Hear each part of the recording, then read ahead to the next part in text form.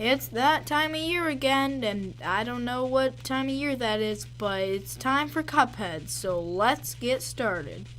Alright, so, first of all, what this video is going to be about is basically how to get an A or A plus on any of the bosses that you might be stuck on. So we're going to start with one of my all-time favorites, Goopy Legrande. So with Goopy, with the first and second stages, I recommend using the Chaser, I think it's called, that shot. It's the green one that automatically goes for him, because he's really hard to hit when he's bouncing up in the air. For the second phase, and for your charm, you should probably turn on the automatic parry, because then, with the question marks, you can easily parry them all.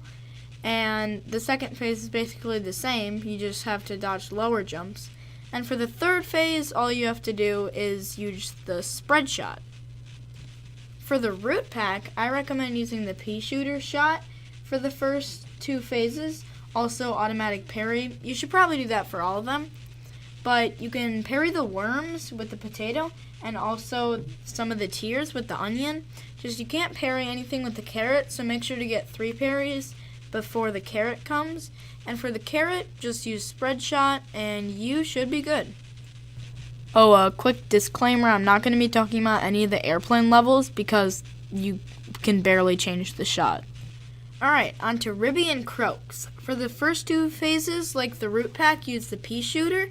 And for the last phase, well, use the pea shooter. Again, turn on automatic parry because you can parry the fists in the first phase. And you have to make sure you parry 3 before the end, because you can't parry anything else. And the slot machine thing doesn't count as a real parry, it's just to progress in the level. Alright, on to Cagney Carnation, probably one of the best songs, Floral Fury. For the first phase, I recommend using the Chaser.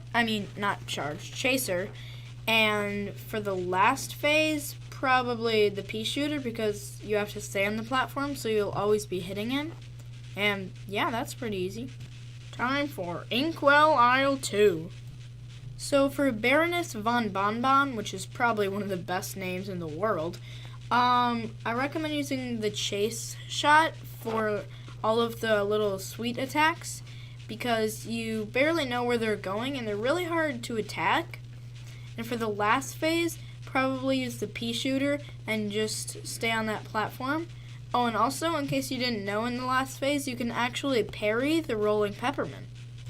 Alright, Beppy the Clown. Now this is probably maybe the second hardest boss. I don't know. I have not finished the game. The only bosses I have left are Dr. Cal's robot, the Devil, and King Dice. So anyway, on to, who was it? Beppy the Clown. For the first phase, obviously use pea shooter, and you can parry the ducks above. For the second phase, use the spread shot, because that's the best one for the ones that you have to shoot up vertically. For the third phase with the horse, use the pea shooter and keep jumping up, or you can use the chase shot. And for the last phase, use the spread shot, but still stand right next to him, so it does a lot of damage. Grim Matchstick. I don't even want to talk about it. Anyway, for the first phase, use the pea shooter probably, because you can hit him basically anywhere. For the second phase, obviously use the chase shot or the lobber, because you cannot use the pea shooter. You can barely hit him. And for the last phase, I recommend using the pea shooter, because if you use the chase shot, then it will probably explode the little fireballs, so you gotta watch out for that. Oh, and in case you were wondering, for all the little, I don't even know what they're called, magnulisms or whatever, to get your supers, just turn on automatic parry. Is that the whole Inkwell Isle 2? I'm opening Cuphead right now. Literally, I don't know if it is. Yeah, you could hear that. See? Okay, Inkwell Isle 3. Now, I haven't fully completed the game, as I mentioned, but this won't be like a full-on recap, because I haven't beat Dr. Cal's robot. But we will start with the bosses. Alright, we're going to start with Rumor Honeybottoms. Now, obviously, you know, you've probably checked your Tumblr, or your Twitter, or your Google, but you probably know to use the charge shot for the last phase. But for the first phase, also use charge shot.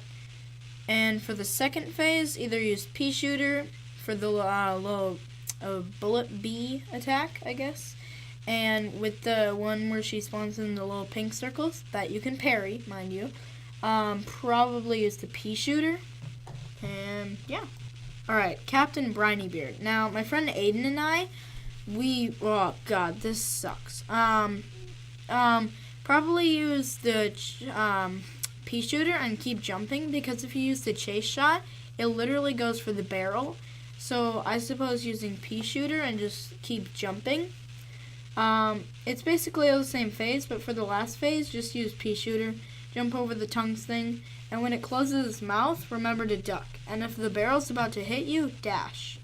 Vena Verminin Marine Corpse. That's probably one of the best names to say.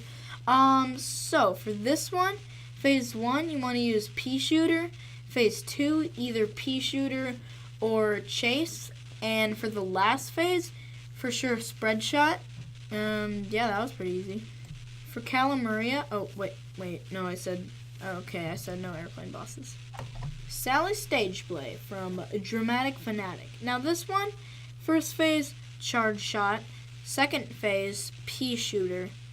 Third phase with the Devil Sally, probably use chase. And for the last phase, use spread and just keep jumping.